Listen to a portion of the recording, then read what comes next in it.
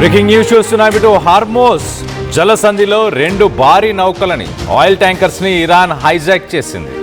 నౌకలను Islamic revolutionary guards corporation స్వాధీనం చేసుకునే వీడియోని ప్రస్తుతానికి ఇరాన్ రిలీజ్ చేసింది. ఒక చిన్న స్పీడ్ బోట్ నుంచి ముసుగులు ధరించి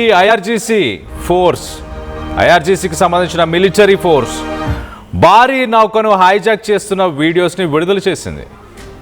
ఇటు భారీ నౌకను హార్మోజ్లో గంటకు పెరుగుతుంది. ఇప్పుడు హై టెన్షన్ అని చెప్పొచ్చు. 2 నౌకలని ఆ నౌకల పైన మొదటగా ఫైరింగ్ చేశారు. ఎలాంటి పర్మిషన్ లేకుండా స్ట్రైట్ ఆఫ్ హార్మోజ్ని దాటే ప్రయత్నం చేస్తున్నారు కాబట్టి మీరు ఆగాలి అంటూ మొదటగా వార్నింగ్స్ ఇచ్చారు. వార్నింగ్స్ తర్వాత ఫైరింగ్ చేశారు. ఫైరింగ్ తర్వాత ఆ విజువల్లో మనం చూస్తున్నాం కదా, ఆ మాస్కులు వేసుకొని ఎలాగైతే ఒక స్పీడ్ బోట్లో వెళ్ళి డైరెక్ట్గా ఆ షిప్లోకి ఎక్కారో అలా ఆ షిప్లోకి ఎక్కేసి 2 షిప్స్ని హైజాక్ చేశారు, సీజ్ చేశారు. ఆ 2 షిప్స్ని సీజ్ చేసి ఇరాన్లోని సముద్ర తీరంలోనే కొన్ని పోర్ట్కి తీసుకెళ్ళినట్టు తెలుస్తుంది. ప్రస్తుతానికి 2 ట్యాంకర్స్ని సీజ్ చేశారు. ఎలాంటి పర్మిషన్స్ లేకుండా ఇరాన్ నుంచి ఏ షిప్ కూడా బయటికి వెళ్ళకూడదంటూ గత వారం ఇరానియన్ అఫీషియల్స్ కొన్ని స్టేట్మెంట్స్ ఇచ్చారు. ఆ స్టేట్మెంట్స్కి ఇదే ఎగ్జాంపుల్ అనుకోవచ్చు. మరో పక్కన ట్రంప్ సీజ్ ఫైర్ని ఇండెఫినెట్గా ఎక్స్టెండ్ చేస్తున్నా అని చెప్పుకొస్తున్నాడు. అంటే ఎప్పటిదాకైనా నిలిపివేస్తాము, ప్రస్తుతానికైతే సీజ్ ఫైర్ అప్లై చేస్తాము అంటూ మొత్తానికైతే ట్రంప్ స్టేట్మెంట్ ఇచ్చిన సమయంలో ఇరాన్ ఏమాత్రం తగ్గట్లేదు. తన పర్మిషన్ లేకుండా స్ట్రైట్ ఆఫ్ హార్మోజ్ నుంచి ఒక్క షిప్ కూడా బయటికి వెళ్ళనివ్వట్లేదు. ఆ షిప్స్కి సంబంధించిన పేర్లు కూడా మనం చూస్తున్నాం. ఎపామిండోస్, దాంట్లో ఇరాన్కి సంబంధించిన ఐఆర్జీసీ ఇస్లామిక్ రెవల్యూషనరీ గార్డ్స్ చూడండి ఎలా వెళ్ళి ఆ షిప్ని హైజాక్ చేశారు. మాస్కులు ధరించి ఒక స్పీడ్ బోట్లో వెళ్ళి దాని లోపలికి ఎంఎస్సి మొత్తంగా 3 బోట్స్ పైన 3 షిప్స్ పైన ఈ అటెంప్ట్ చేసినట్టు తెలుస్తుంది. 3 షిప్స్ పైన ఫైరింగ్ చేశారు. 2 షిప్స్ని సీజ్ చేసి వెనకకి తీసుకెళ్లారు. ఒక షిప్ మాత్రం అక్కడే ఉండిపోయింది. దీనికి సంబంధించి అసలు ఇరానియన్ అఫీషియల్స్ ఎలాంటి స్టేట్మెంట్ ఇచ్చారో ఒక్కసారి వాళ్ళ మాటల్లోనే వినే ప్రయత్నం చేద్దాం.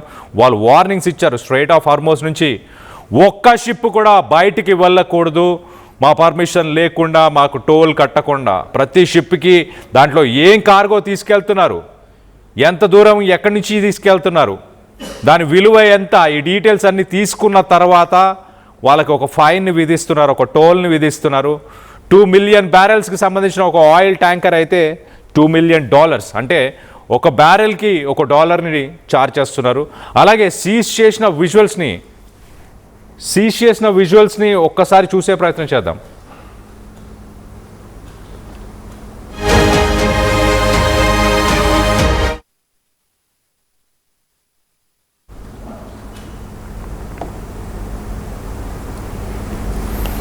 ఇరాన్కి సంబంధించిన ఐఆర్జీసీ మొదటగా ఈ షిప్స్కి ఎలాంటి వార్నింగ్స్ ఇచ్చారు, ట్రంప్ చేసిన ట్వీట్స్ని పట్టించుకోకూడదు అంటూ చాలా క్లియర్గా చెప్పారు. ఆ వీడియోని ఒక్కసారి చూసే ప్రయత్నం, ఆ ఆడియోని ఒక్కసారి వినే ప్రయత్నం చేద్దాం. Persian Gulf and Oman Sea. This is Iranian Sepa Navy calling you on channel 16. The Strait of Hormuz is still closed. We will open it by the order of our leader Imam Khamenei, not by the tweets of some idiots. If you want to pass through the strait, you must ask permission from Iranian Sepa Navy. All vessels that have a connection with our enemies will be targeted if they try to pass the Strait of Hormuz out. ఐఆర్జీసీకి సంబంధించిన officials చాలా క్లియర్గా Trump ఏదో tweet చేశాడని ships కనుక straight of Hormuz నుంచి వెళ్ళే ప్రయత్నం చేశాయనుకో తీవ్ర పరిణామాలను ఎదుర్కోవాల్సిన పరిస్థితి ఎదుర్కొంటుంది. మేము ఖచ్చితంగా డ్రోన్స్ని, మిసైల్స్ని ప్రయోగిస్తాం, డెస్ట్రాయ్ చేస్తాం ఆ షిప్స్ని అంటూ మొత్తంగా 3 షిప్స్ పైన ఇప్పుడు ఐఆర్జీసీ అటాక్ చేసింది. ఇరాన్ వెసల్ని లాస్ట్ వీక్ అమెరికా సీజ్ చేసింది. దానికి రిటాలియేషన్, ప్రతీకారంగా ఇప్పుడు వీటిని మేము సీజ్ చేస్తున్నాం, రూల్స్ని ఉల్లంఘిస్తున్నారు, స్ట్రైట్ ఆఫ్ హార్మోజ్ మా కంట్రోల్లో ఉంది అంటూ ఇటు ఇరానియన్ అఫీషియల్స్ ఒక ఆడియో స్టేట్మెంట్ అయితే ఇచ్చారు. ఆ షిప్స్ గురించి కూడా డీటెయిల్గా చెప్పే ప్రయత్నం చేస్తా. దీంట్లో 3 షిప్స్ ఉన్నాయి. ఆ 3 షిప్స్లో మొదటగా క్యాప్చర్ చేసిన షిప్స్ మొదటగా ఎంఎస్సి ఫ్రాన్సెసా. ఇది పనామా అనే ఒక దేశానికి సంబంధించిన ఫ్లాగ్ని ఫ్లై చేస్తూ, ఆ ఫ్లాగ్ని చూపిస్తూ, ఆ దేశానికి సంబంధించిన కంటైనర్ షిప్ అని చెప్పొచ్చు. ఇటు యూకే మ్యారిటైమ్ ట్రేడ్ ఆపరేషన్స్ ఈ షిప్ పైన ఐఆర్జీసీ గన్ బోట్ మనం విజువల్లో చూస్తున్నాం. అలానే యాస్టిస్గా ఒక షిప్ని స్పీడ్ బోట్తో మొదటగా ఫైరింగ్ చేశారు. దాని తర్వాత హెవీ డ్యామేజ్ జరిగింది ఈ బ్రిడ్జ్కి, ఈ షిప్కి. ఆ షిప్కి హెవీ డ్యామేజ్ అయిన తర్వాత దాని పైకి ఆ విజువల్లో మనం చూస్తున్నాం కదా, ఆ విజువల్లో చూస్తున్నట్టు ఆ షిప్లోకి వాళ్ళందరూ ఎక్కారు. దాని తర్వాత దాన్ని సీజ్ చేసి అక్కడ నుంచి దగ్గరలో ఉన్న ఇరానియన్ పోర్ట్కి తీసుకెళ్లారు. నెక్స్ట్ సెకండ్ షిప్ ఒకటి చూస్తే ఎపిమినాండాస్ అనే ఒక లైబేరియా అనే ఒక కంట్రీకి సంబంధించిన ఫ్లాగ్ని ఈ షిప్లో ఫ్లై చేస్తున్నారు. ఆ ఫ్లాగ్ని వేసుకొని ఈ షిప్ జబల్ అలీ అనే దుబాయ్కి సంబంధించిన పోర్టు, ఆ పోర్ట్ నుంచి జబల్ అలీ అనే ఒక పోర్టు నుంచి గుజరాత్కి బయలుదేరిన షిప్. ఇండియాకి రావాల్సిన ఆయిల్ ట్యాంకర్, ఆ ఆయిల్ ట్యాంకర్ని ప్రస్తుతానికి దాన్ని కూడా సీజ్ చేసి ఇరాన్ పోర్ట్ ఏరియాకి దాన్ని కూడా తీసుకెళ్ళినట్టు తెలుస్తుంది. మరోపక్కన మూడో టార్గెట్ అంటే మూడో షిప్, ఈ రెండు షిప్స్ని ఆల్రెడీ సీజ్ చేశారు. ఎంఎస్సి ఫ్రాన్సెసా అలాగే ఎపమినాండోస్. ఈ సెకండ్ షిప్ ఇండియాకి రావాల్సిన షిప్, ఆ షిప్ని కూడా సీజ్ చేశారు. థర్డ్ షిప్ పనామా ఫ్లాగ్, మరి ఒకసారి ఫస్ట్ షిప్ కూడా పనామా ఫ్లాగ్, థర్డ్ షిప్ కూడా పనామా ఫ్లాగ్.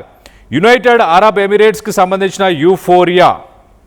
యూఫోరియా అనే షిప్, దానిపై కూడా ఫైరింగ్ జరిగింది. దాని తర్వాత 8 నాటికల్ మైల్స్ దాకా దాన్ని ఫైర్ చేస్తూ వచ్చారంట. దాని తర్వాత మాత్రం దాన్ని సీజ్ చేయకుండా వదిలేశారు. ఆ షిప్లో అంటే యూఫోరియా అనే షిప్లో ప్రస్తుతానికి దాంట్లో పనిచేసే క్రూ వీరందరూ కూడా ఎవరికి గాయాలు అవ్వలేదు అంటూ ఒక స్టేట్మెంట్ అయితే వచ్చింది. మొత్తానికి ఐఆర్జీసీ ఏం చెప్తుంది, Iranian state media IRGC navy దీనికి సంబంధించి ఒక స్టేట్మెంట్ని కూడా రిలీజ్ చేశాయి. ఎంఎస్సి ఫ్రాన్సెసా, ఎపమినాండాస్ ఈ రెండు షిప్స్ ఎలాంటి పర్మిట్స్ లేకుండా ఇవి స్ట్రెయిట్ ఆఫ్ హార్మోస్ నుంచి వెళ్ళే ప్రయత్నం చేశాయి. వాళ్ళ నావిగేషన్ సిస్టమ్స్ని షట్ డౌన్ చేసి, అంటే గోస్ట్ షిప్స్ లాగా. సాధారణంగా ఒక షిప్ GPS రాడార్లో కనిపిస్తుంది, నావిగేషన్ సిస్టమ్స్ని ఆన్ చేసినప్పుడు ఎక్కడ ఉంది అనేది ఎగ్జాక్ట్గా తెలుస్తుంది. కానీ స్ట్రెయిట్ ఆఫ్ హార్మోస్ని దాటుకొని వెళ్ళడానికి చాలా షిప్స్ ఆ నావిగేషన్ సిస్టమ్ని పూర్తిగా షట్ డౌన్ చేసి మాన్యువల్గానే వెళ్ళే ప్రయత్నం చేస్తున్నారు. GPS కాకుండా ఒక కంపాస్ని యూజ్ చేసి డైరెక్షన్స్ని చూస్తూ వెళ్ళే ప్రయత్నం చేస్తున్నారు అంటూ మొత్తానికి అయితే ఐఆర్జీసీ స్టేట్మెంట్ ఇచ్చింది. రిటాలియేషన్ అంటూ కూడా చెప్పుకొచ్చింది. తెహరాన్కి సంబంధించిన మినిస్ట్రీ ఆఫ్ ఫారెన్ అఫైర్స్ గతంలో ఇరానియన్ ట్యాంకర్ని ఏదైతే అమెరికా క్యాప్చర్ చేసిందో అది piracy at sea and state terrorism, అది ఒక నిలువు దోపిడీ అంటూ కూడా Iranian foreign affairs ministry comment చేశారు. మరోపక్కన ceasefire blockade, America Trump కంటిన్యూస్గా సీజ్ ఫైర్ని అమలు పరచబోతున్నాం, ఇరాన్ పైన ఎలాంటి దాడులు చేయము, అలాగే ఇరాన్ కూడా గల్ఫ్ కంట్రీస్ పైన దాడులు చేయకూడదు అన్న ఒప్పందాన్ని ఇంకా కొనసాగిస్తామంటున్నారు. కానీ స్ట్రెయిట్ ఆఫ్ హార్మోస్ని బయట నుంచి బ్లాక్ చేసే ప్రయత్నం అమెరికా చేస్తుంది, లోపలి నుంచి బ్లాక్ చేసే ప్రయత్నం ఇరాన్ చేస్తుంది. మరోపక్కన శాంతి చర్చలు, పీస్ టాక్స్కి ప్రస్తుతానికి ఒక బ్రేక్ పడింది. మరి పీస్ టాక్స్ జరిగే అవకాశం ఉందా?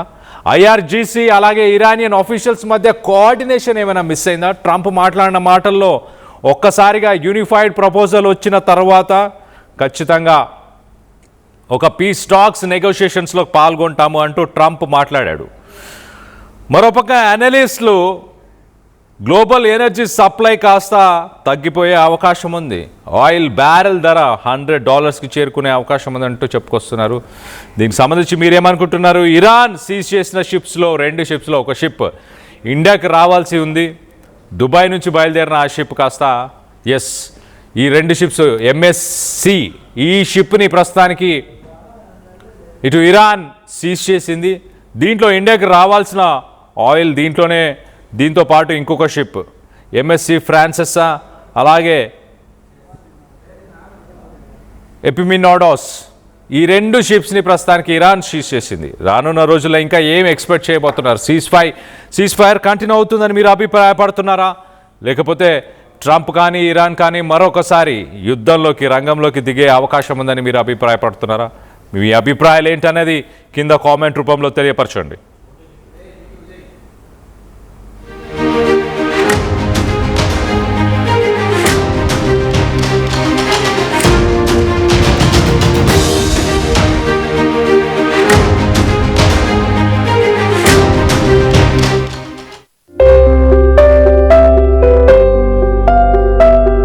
చిన్న చిన్న ఆనందాలు 35 ఏళ్లుగా నా జీవితంలో లేవు. 35 ఏళ్లుగా నేను డైపర్లలో బ్రతికాను. 6 సెంటీమీటర్ల ఫిస్టులా నా మూత్రాశయంలో లీక్ కారణమైంది. ఎవరూ నాకు సహాయం చేయలేకపోయారు. AINUలో వైద్యులను కలిసే వరకు. అక్కడ వారు రోబోటిక్ శస్త్రచికిత్సతో నాకు పరిష్కారం ఇచ్చారు. వారు నా ఆత్మవిశ్వాసాన్ని కూడా తిరిగిచ్చారు. Precision care makes it possible. The Center for Robotic Surgery at AINU. At KL, experience what it feels like to be a true engineer. KL deemed to be university.